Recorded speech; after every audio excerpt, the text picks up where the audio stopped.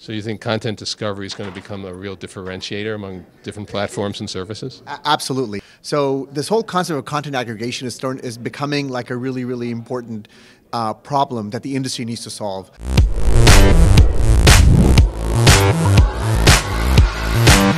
Hi, I'm Alan Bresnick from Light Reading. We're here in Las Vegas at NAB at our Getting to OTT 2.0 breakfast, and I'm speaking to Alok Gera from Synamedia. Hi, thanks, Alan. Pleasure being on this panel with you. Sure, great to have you here. You made a lot of good points today about the aggregation of OTT and also about some of the security issues and credentials issues. But let's talk about where you see the aggregation going right now. Sure.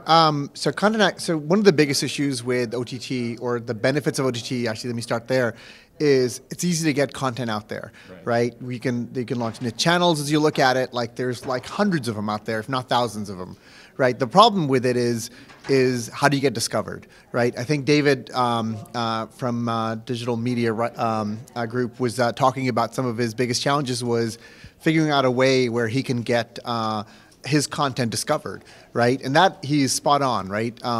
As consumers start consuming more from an OT perspective and looking at different content and different niche providers they want to go with, somebody's going to have to aggregate the content for them. How do they actually discover things that they don't even know about that they might want to watch?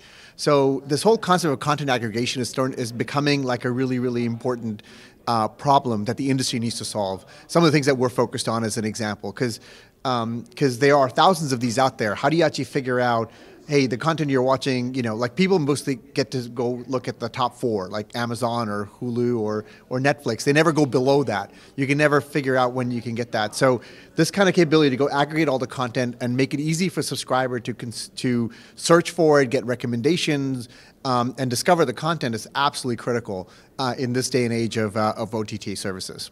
So you think content discovery is going to become a real differentiator among different platforms and services? Absolutely. It is. If we go talk to a pay TV operator that's looking to launch a OTT service, or like a companion service, or even a pure OTT service that they're tying to their primary screen, this is one of the things they're asking for.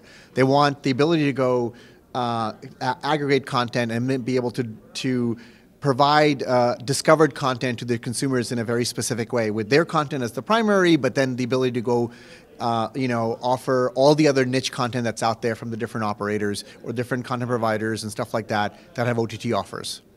Another issue that seemed to be a big one on the panel was talking about credential sharing and about piracy.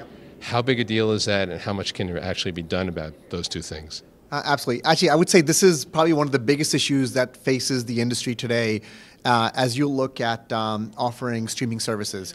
It is so easy right now to go pirate content, right? Whether it's Kodi TV in the U.S., where like almost 8-9% of the U.S. households now consume Kodi TV, whether it's scraping off your HDMI port, you can get a HDMI scraper for like $20 on Amazon. Right? It's really easy to do, and then go stand up your own OTT service where you're streaming all these pirated content. It is really, really easy now for pirates to go get content out there. So being able to address that is an absolute must. And it can't be addressed by a single operator or a single broadcaster or content provider. It has to be done as an industry. That is why work by the NCTA and others to go bring everybody together to solve this thing is absolutely critical, right? And again, there are many ways to address this, right? One is basically detecting the content, right? There's been a lot of work put in today to go, in the industry over the past 5 years, like watermarking and things like that. And those are all the first step of like solving it. Being able to go detect, like when, like how content is getting stolen from a TV through an HDMI scraper, like that's an area that we're focused on. Things like, like how does a Kodi environment work, right? Being able to go understand the Kodi system, the directory structure, stuff like that. Those are all super critical things that we have to figure out as an industry.